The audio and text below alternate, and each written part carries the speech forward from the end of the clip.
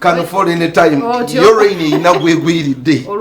Olwalero bambi simububi. I actually give me opinion if it's wrong. Catherine Kusasira ne bigai bagenzeke wa muyimbi munabwe bamukungubagireko bamuzikireko oli muyimbi munabwe yavudde eri bambi nimutibwa bye Parkinson nga presidential advisor nga ngomuyimbi wenyimba nga enkola ya taxi wajikowa yajiduka ne bigai 100% nyimba mwazi zina indicator mwayimbe nyimbe ezo abantu moto banange munange abana babadde batuse kuziikayo kuzikira ku munnaabo abana ne bakwata emigo abana ne bakwata ne bapagoba muve wano temusana kubeera wano kabla ngana oluyimba lwa bebe ngache kibagobye nti NRM bili mu NRM kati simanyi oba okuziika has politics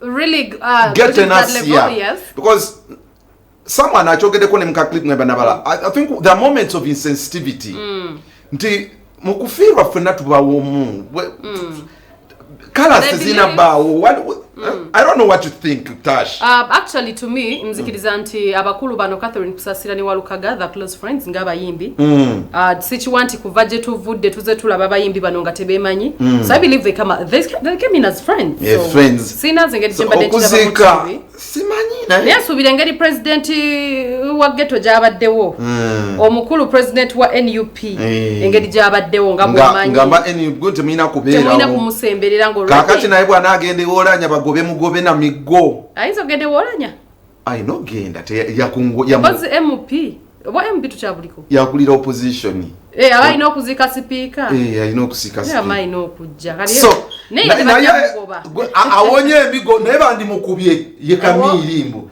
Kamiri abadde atuka Kamiri bandi mukubye simanyi naye abadde atuka abadde nani Kamiri abadde atuka agezo abagoba bali ama nani wewe anakuja na akasajja ne katema mu butemi abadde ne Ronald Mayinja yes anatema mu butemi abadde base ne Mayinja tatuse ne atebadde mukuba bukubiko ate nga mukuba biba mwambaza akakofira nga ndeteka mutuka na mutuka bamwadde kamulala namala navaayo ne simu yimbi ate simu yimbi tebachiki tebacha abantu ne bya bayimbi padele tubiriko na Dr. Jaze Kamiro na ina waawo ne omumanyi olulidde bamugambe ate nesubira ate bagenda mukuba akasajja ko kaine emikisi atuse nabagamba uwenzawe watoto wanani namgamba sasa wanitupa Msema wewe na mimi nasikini. So you talk to say, but this is still a part of the drama that happened anyway.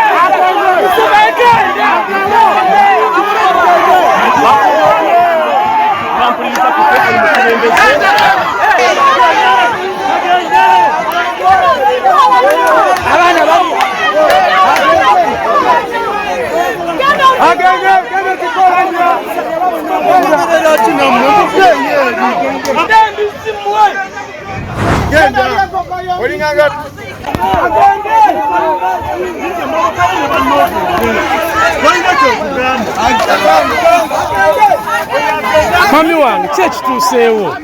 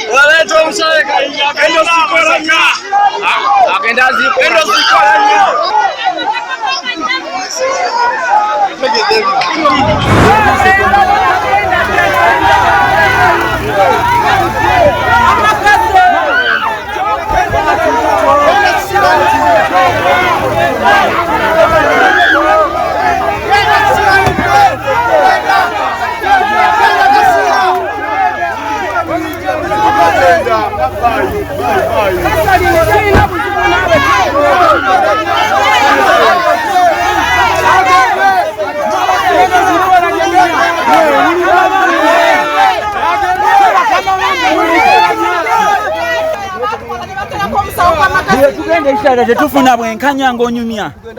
Awo bajja kusanyuka na kuyisa biggulu. Tebashayina kye bagamba nsi. Sirwanirira simanyi oba wa people power yeka oba buli muyimbi yenna nga muyimbi mulwanirira afune kyenkayo. Ensonga kinze mbeera mu bantu naye ngamba nnyo bannanga abo. Bwe batakwagala manya tebakwagala. Kati atuwa Nuku Walukagga meya firidwa atenga Kusasira jjawo bw'otwandibadde wazeddanga muyimbi n'onyolwa naye n'otuula wamu naye naye ku ssaawa bali mu kunyolwa bazze pulezidenti wa Nuku ayogera ate ojja okyankalanye badde balina okugoba naye mukkirize nti ebyobufuzi mulina obyawula mu kuyimba ne bwe munayagadde ebyobufuzi mu kuyimba mujja kukyayimba musicale muganda wammwe mu kuyimba muganda wammwe mu buli mbeera yonna niwe bunaleete nga mugenda muboolaboola obulanze jjano kiyenje ndi fuli ebimbasakiranga bonna bafune kyobulana ne mmeeya Walukagga agambye senior promoter Tone Sempijja obadde ki tolidde ogende ku Tone Sempijja nga onezivuga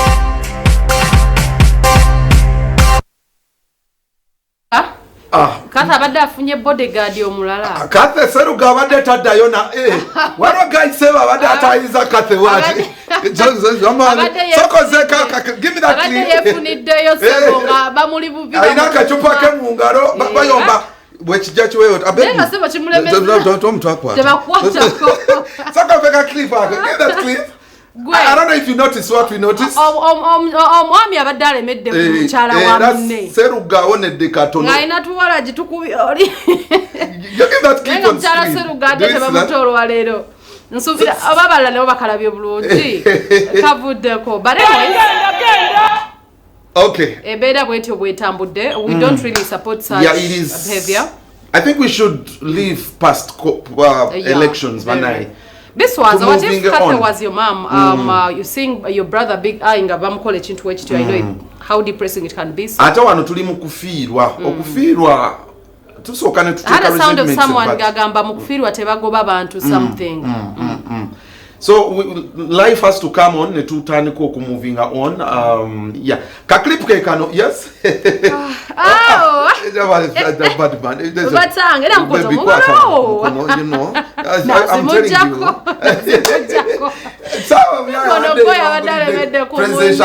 you. You need to seize opportunity, Sebo. I know. That was embarrassing. I saw the looks on Kathy's face. Like that was embarrassing. I know net tambulira wembeera bwetyo bwebera omulaba nga bamufuna naye niga adafu nje yagaddewo niga is touching and you know ate na Kathy ninga yes baby agenza okujjukira tuli mu butaala namujjako omukono bambi tabanga abada bakeera okwekubya emisana Seruga tabira babijjeko Seruga inzo nyiga abada alemedde ku muntu wa munne abada nga tuvudde mu byolumbe we are sorry to whoever ababadde attacked in any way era nga tugamba nti omwoyo gw'omugenzi mukama gulamuze kisa Walukagga tukwagala nnyo meya waffe meya amayina okumpa akasente bera ngamba tashigenda onywe chai n'olwekyo nkusabira muganda wange on what ground Walukagga nakwa kasente takuwaka ku sente jukira we yatuyita Laira mwe wakati peo meya owechengere waba chale emitwalo ebiri nazibagabira abakola Betty gwe baziwana hata teka bawanze ne Betty nemba de maina we bakuwa meya ngaga bakasente mukwano nga yafunye is a very good man omukubira bukubizi nagamba atashuka kamaro kuva mu byolumbe chovola beera ddala buli muntu asobodde asituse kululwe ekyo by the way yes